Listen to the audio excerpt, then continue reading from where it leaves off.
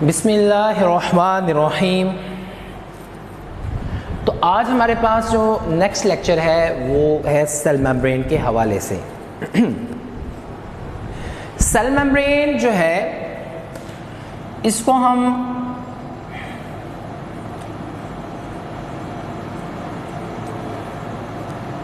Plasma membrane भी कह सकते हैं,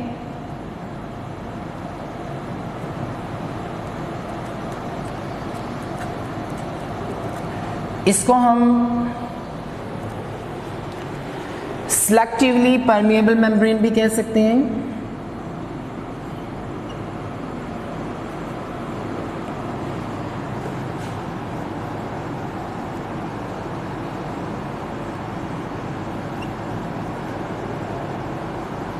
इसको जो है हम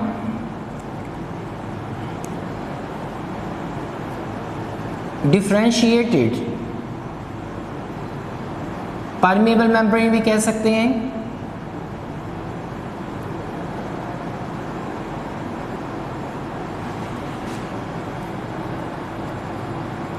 इसको हम साइटोप्लाज्मिक मेम्ब्रेन भी कह सकते हैं।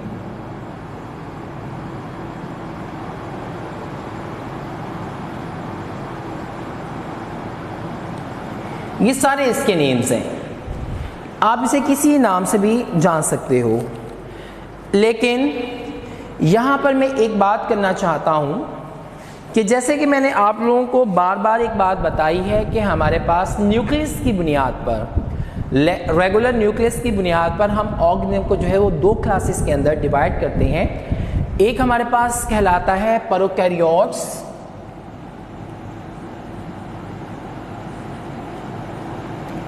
और दूसरा हमारे पास कहलाता है यूकैरियोट्स। ठीक है, क्लास में मैंने इस पर खूब वजाहतें आप लोगों के साथ की हुई हैं कि प्रोकैरियोट्स क्या होते हैं, यूकैरियोट्स। अब ये बात हमेशा ज़हन में रखना कि जो यूकैरियोट्स है ना, इसके अंदर जितनी भी सेल ऑर्गेनेलिस पाई जाती हैं वो सब की सब के गिर्द मेम्ब्रेन होती है। ठीक है, कोई भी ऑर्गेनेल न्यूक्लियस के अलावा भी, कि उसमें आप लोगों का माइटोकॉन्ड्रिया है, एंडोप्लाज्म रेटिकुलम है, गोल्गी ऑपरेटस है, वैक्यूल्स हैं, सेंट्रियूल्स हैं, ये वो सब।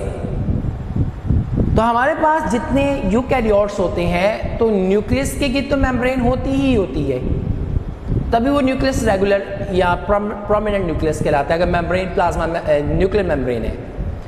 तो यूकैरियोट में जितनी ऑर्गेनेलिस पाई जाती हैं सबके गिर्द मेम्ब्रेन होती है, लेकिन प्रोकैरियोट जो होते हैं उसमें जितनी ऑर्गेनेलिस पाई जाती हैं वो सब नॉन मेम्ब्रेन होती हैं, कि अगर इसके न्यूक्लियस के गिर्द मेम्ब्रेन है तो बाकी जितनी भी ऑर्गेनेलिस हैं उसके गिर्द मेम्ब्रेन नहीं पाई जाती।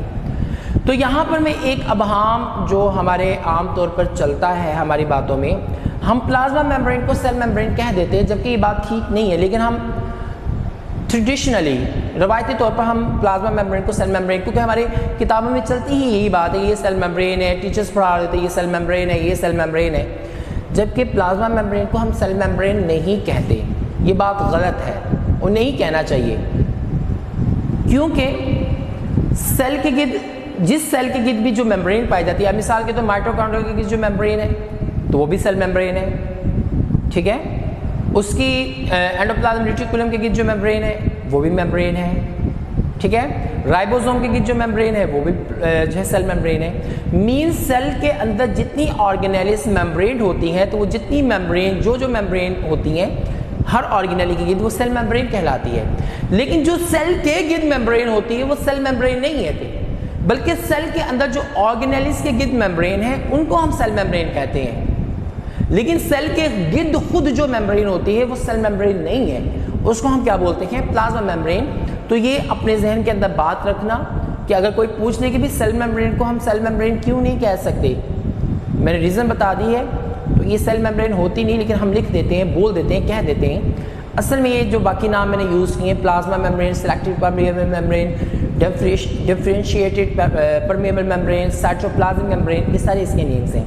तो ये सेल मेम्ब्रेन कहना इससे अच्छी बात नहीं है, यह गलत बात है।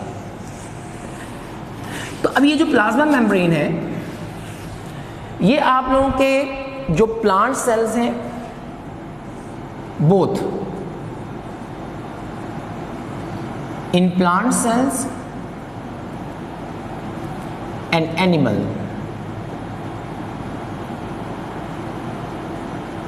ठीक है, जो प्लाज्मा मेम्ब्रेन है प्लांट्स में भी पाई जाती है, एनिमल्स के अंदर भी पाई जाती है। फर्क सिर्फ इतना है कि जो प्लांट की सेल मेम्ब्रेन है,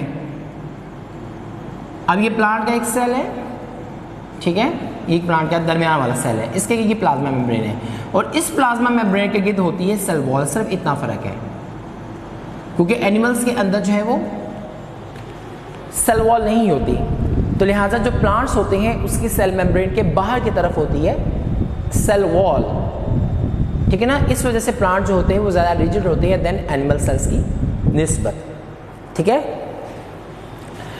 अब ये हमारे पास, जैसे मैंने आप लोगों की क्लास में ये बात बताई थी कि न्यूक्लियस की गिर्द है प्लाज्मा मेम्ब्रेन,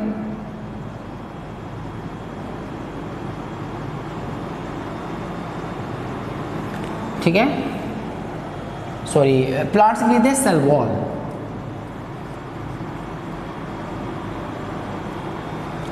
या इस तरह हमारे पास न्यूक्लियस है, ये न्यूक्लियस है, और इसकी गिर्द मेम्ब्रेन है जिसे हम बोलते हैं न्यूक्लियर मेम्ब्रेन।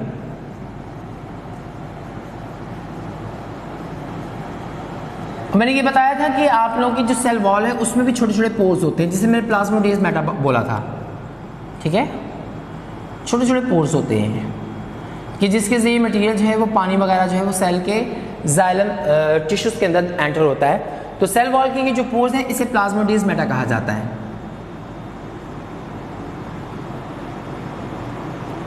प्लाज्मोडियस मेटा। इस तरह हमारे पास जो न्यूक्लियस है उसके अंदर भी छोटे छोटे पोर्स मौजूद होते हैं,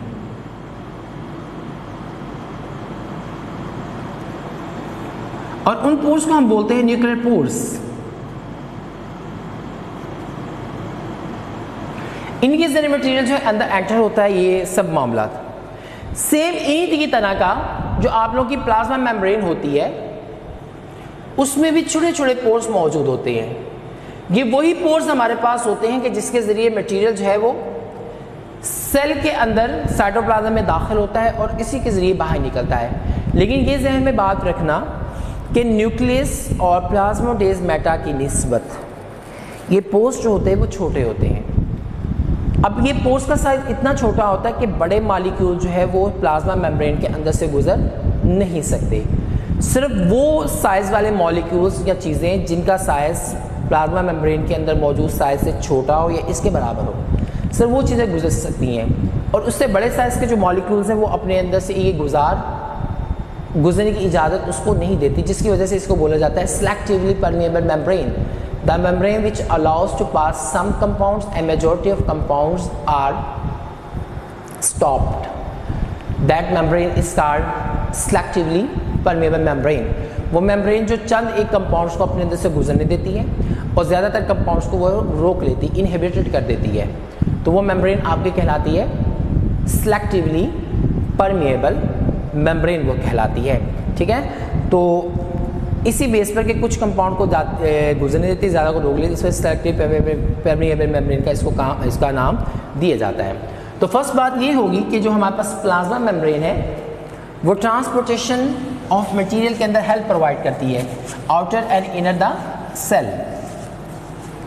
बहुत सारे फंक्शंस हैं इसके, जिसमें चंद एक यहाँ पर मैं बयान कर रहा हूँ। हेल्प्स इन ट्रांसपोर्टेशन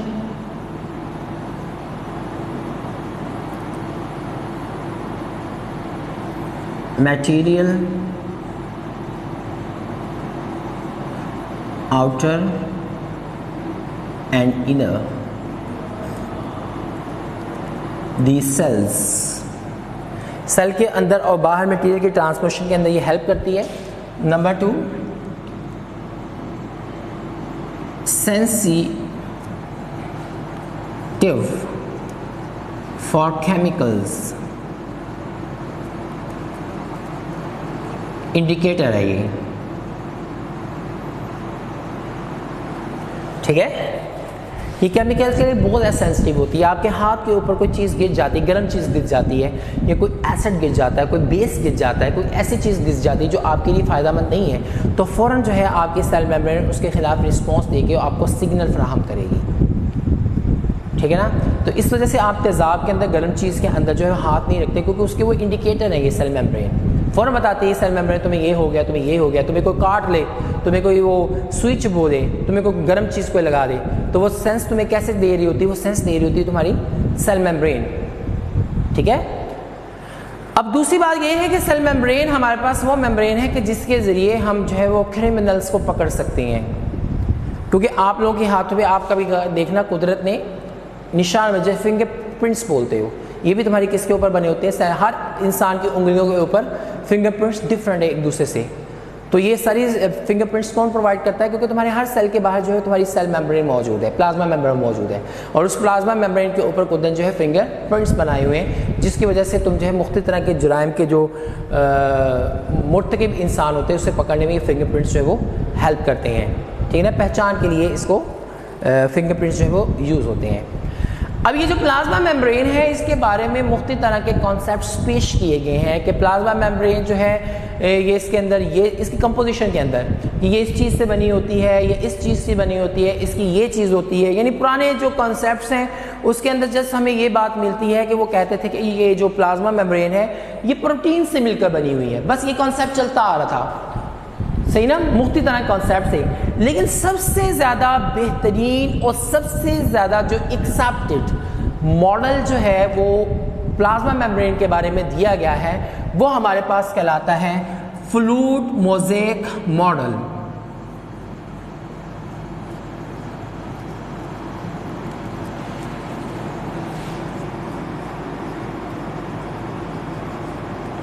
ठीक है, फ्लूइड मोज़ेक मॉडल जो है ये पेश किया है सिंगर और नेकलेसन ने। ये दो बायोलॉजिस्ट हैं, बॉटनिस्ट हैं, ये सिंगर एंड निकलसन, ये दो बॉटनिस्ट थे। इन्होंने सब मतलब बहुत सारे, जैसे मैंने बताया पहले कॉन्सेप्ट है, और जो सबसे ज़्यादा एक्सेप्टेड है और सबसे ज़्यादा करेक्ट मॉडल है जिसे एक्सेप्ट कर लिया गया है वो सिंगर और नेकलेसन ने जो है वो बयान किया है, और वो मॉडल हमारे पास कहलाता है फ्लूइड मोज़ेक मॉडल कहलाता है। समझ आ गई मेरी बात की। अब यहाँ पर हमने ये बात समझनी कि इसको फ्लूइड मोज़ेक मॉडल जो सेल मेम्ब्रेन के बारे में दिया है किस बुनियाद पर इसको दिया गया है।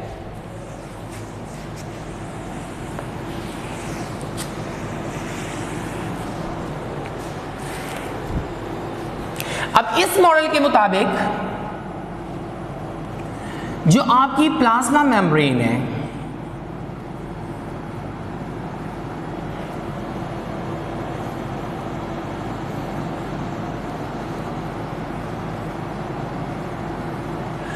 वो लिपिड्स की दो लेयर्स पर मुश्तमिल है। मींस कि हमारे पास प्लाज्मा मेम्ब्रेन जो है composed of lipids by layers, by means दो, जो लिपिड की दो लेयर्स से मिलकर बनी है। ये आप लोगों को नजर आ रहा है जो मैंने बताया, एक ऊपर वाली साइड पर होती है, एक नीचे वाली साइड पर होती है। ये लिपिड की टू लेयर्स है जिसे मैं यहां पर लिख रहा हूं बाय लेयर्स ऑफ लिपिड्स।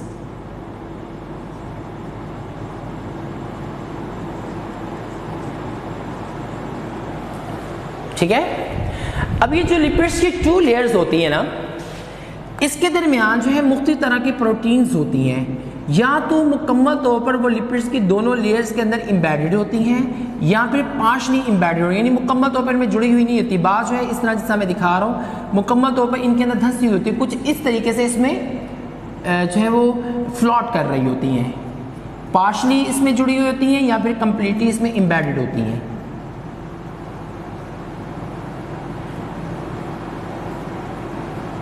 ये छोटे छोटे धागों की माने ये प्रोटीन होती हैं जो लिपिड्स की दोनों लेयर्स के दरमियान या तो मुकम्मल तौर पर जुड़ी हुई होती हैं या फिर पार्शियल उसमें फ्लॉट कर रही होती हैं, ठीक है ना, उसमें मुकम्मल तौर पर एम्बेड नहीं होती।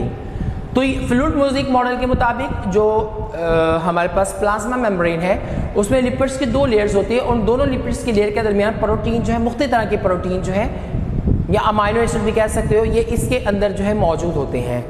अब ये आप लोगों की जो प्लाज्मा मेम्ब्रेन है ना, इसका ऊपरी वाला हिस्सा कहलाता है हाइड्रोफिलिक। क्या कहलाता है? हाइड्रोफिलिक। और नीचे वाला जो पोर्शन है लिपिड्स का, ये हमारे पास कहलाता है हाइड्रोफोबिक। अब लवफिलिक जैसे मैंने क्लास में भी बताया था, ये रेफर करता है लवर को, लवर के लिए हम इस्तेमाल करते हैं साइंस के अंदर। और जो फोबिक जैसे कि हम इसको फोबिया होगा, पागल हो गया, ये बेवकूफ़ है, नफरत करता है, तो इसलिए हम इस्तेमाल करते हैं हेटर के लिए। फोबिक का लफ्ज़ किसके लिए इस्तेमाल होता है? हेटर के लिए। तो अब ये जो जैसे मैंने अब लफ्ज़ इस्तेमाल हुआ फ्लूइड, इसका मतलब क्या हुआ कि प्लाज्मा मेम्ब्रेन के अंदर जो है पानी भी मौजूद होता है। अब जैसे आप लोगों को अपने जिस्म के ऊपर पानी फेंको तो थोड़ी देर के बाद क्या कहता है, आप लोगों ने ये बातें सुनी होगी कि आपके जो जिल्द है, वो कोई चीज़ आप जिल्द पर लगाते हो या पानी फेंकते हो, उसको एब्जॉर्ब करती है। सुना है आप लोगों ने ना? अब पानी निकलता तुम्हारी स्किन के अंदर से भी, वो कैसे निकलता है? वो प्लाज्मा मेम्ब्रेन ही बाहर निकाल रही होती ना। पानी तुम अपनी जिल्द पर फेंकते हो या पानी तुम पीते हो, तो तुम्हारे वो प्लाज्मा मेम्ब्रेन में एब्जॉर्ब किस वजह से होती है? उसमें हमारे पास ये दो जो लेयर्स हैं ये काम कर रही होती हैं। जो प्लाज्मा मेम्ब्रेन की ऊपर वाली लेयर लिपिड्स की होती है, वो पानी के लिए मोहब्बत रखती है, मीन्स इसके ज़रिए पानी जो है प्लाज्मा मेम्ब्रेन के अंदर दाखिल होता है, ठीक है ना। और ये जो प्रोटीन के धागे होते हैं, इनके दरमियान वो पानी घूम रहा होता है, इनके दरमियान वो जो है वो पानी होता है, जिसकी वजह से आपकी प्लाज्मा मेम्ब्रेन को फ्लूइडिटी मिलती है। अगर फ्लूइड ना आपकी स्किन के अंदर हो तो तुम्हारी स्किन जो है नर्मो नाजुक ना रहे, तुम्हारी जो है वो सेल डैमेज हो जाए। तो इसी पानी की वजह से तुम्हारी जो जिल्द है वो बिल्कुल नरम रहती है, मॉइस्चराइज्ड रहती है, ठीक है। तो ये जो आप लोगों का प्लाज्मा मेम्ब्रेन है, इसकी ऊपर वाली जो लिपिड्स की लेयर होती है, ये पानी को अंदर लेकर जाती है। और जो एक्स्ट्रा वाटर होता है, या चाहे वो स्वेटिंग की सूरत में निकल रहा हो, वैसे आप अपने हाथों को दबाओ तो आप देखोगे कि आपको नमी महसूस होगी, यानी कि आपके प्लाज्मा मेम्ब्रेन से पानी निकलता है। तो वो पानी लिपिड्स की कौन सी लेयर निकाल रही होती है? ये नीचे वाली, क्योंकि ऊपर वाली से कभी पानी बाहर, एक दफ़ा पानी इसके जरिए एंटर अंदर हो जाता है, लेकिन इसके जरिए बाहर नहीं आता। प्लाज्मा मेम्ब्रेन का जो नीचे वाली लेयर होती है, जिसे मैंने हाइड्रोफोबिक बोला है, इसके जरिए जो है पानी तुम्हारे सेल से निकलकर बाहर आता है। बड़ा समझ आ गई मेरी यहाँ तक बात? तो इस वजह से ये जो मॉडल है, इसको हम फ्लूइड मोज़ेक मॉडल बोलते हैं, कि इसमें ये पानी होता है, ये इस तरह लिपिड्स की 2 लेयर्स होती हैं, इसमें प्रोटीन्स होती हैं। तो ये मॉडल सारे का सारा आपका फ्लूइड मोज़ेक मॉडल कहलाता है। समझ आई बेटा? अब ये जो आप लोग की लिपिड्स की लेयर है ना, इसमें थोड़ी सी मिकदार के अंदर, चाहे ये ऊपर वाली है चाहे ये नीचे वाली है, इसमें थोड़ी सी मिकदार के अंदर कार्बोहाइड्रेट्स मौजूद होते हैं, ठीक है। क्या मौजूद होते हैं? कार्बोहाइड्रेट्स मौजूद होते हैं। तो बायोलॉजी के अंदर हम एक और तरह के कंपाउंड की स्टडी पढ़ते होते हैं, वो कंपाउंड्स हमारे पास कहलाते हैं कॉन्जुगेट कंपाउंड्स। क्या कहलाते हैं? Conjugate compounds.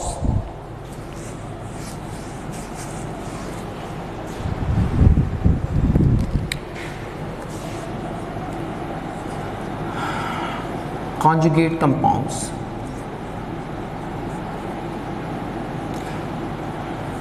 The compounds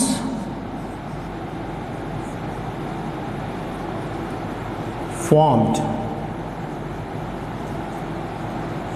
by combination of macromolecules, वो तमाम कंपाउंड जो कि मैक्रोमॉलिक्यूल की कम्बिनेशन की वजह से बनते हैं, वो सारे के सारे हमारे पास कंपाउंड्स हैं, वो कॉन्जुगेट कंपाउंड्स बोलते हैं। अब जैसे मैंने अभी आप लोगों को बताया है कि ये जो प्लाज्मा मेम्ब्रेन है, इसकी जो लिपिड्स की बाइलेयर्स हैं, लिपिड्स की जो लेयर्स हैं, इसमें थोड़ी सी मिकदार के अंदर जो है वो कार्बोहाइड्रेट पाई जाती है। लिहाजा कार्बोहाइड्रेट भी एक मैक्रोमॉलिक्यूल है, लिपिड्स भी एक मैक्रोमॉलिक्यूल्स है, प्रोटीन भी एक मैक्रोमॉलिक्यूल्स है। तो लिहाजा ये कार्बोहाइड्रेट जो है लिपिड्स से मिलकर जो है वो लिपो, यानी कि कार्बोहाइड्रेट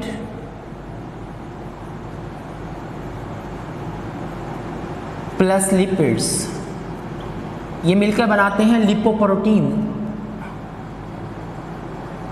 कार्बो लिपिड्स बनाते हैं, या फिर लिपिड जो है प्रोटीन से रिएक्शन करते हैं तो हमारे पास बनता है लिपोप्रोटीन,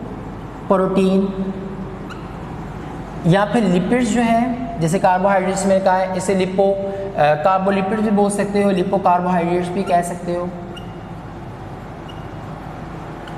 तो इस तरह हमारे पास ये जो कंपाउंड आपस में रिएक्शन होते हैं, ठीक है ना, जिसकी वजह से आपकी जो प्लाज्मा मेम्ब्रेन है उसके अंदर तरह तरह के कंपाउंड जो है बनते रहते हैं, जिसकी वजह से उसका पूरे का पूरा स्ट्रक्चर जो है वो सलामत रहता है।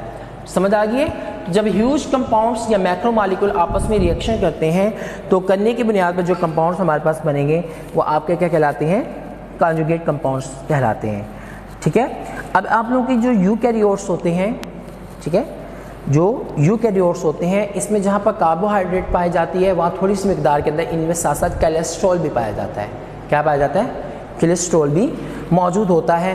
तो जैसे मैंने बाहर मतलब बताया कि प्लाज्मा मेम्ब्रेन से आगे जो है वो सारी दीगर ऑर्गेनेज, जैसे आपका न्यूक्लियस है, एंडोप्लाज्मिक रेटिकुलम है, गोल्गी ऑपरेटस है, लाइसोसोम्स है, पेरोक्सिसोम्स है, ग्लाइकोसोम्स हैं, ETC।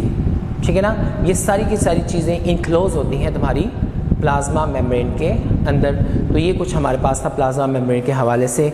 तो बेटा इसे ध्यान से समझना, ध्यान से समझ के इसे याद करना। अल्लाह ताला आप सबका हामी व नासिर हो।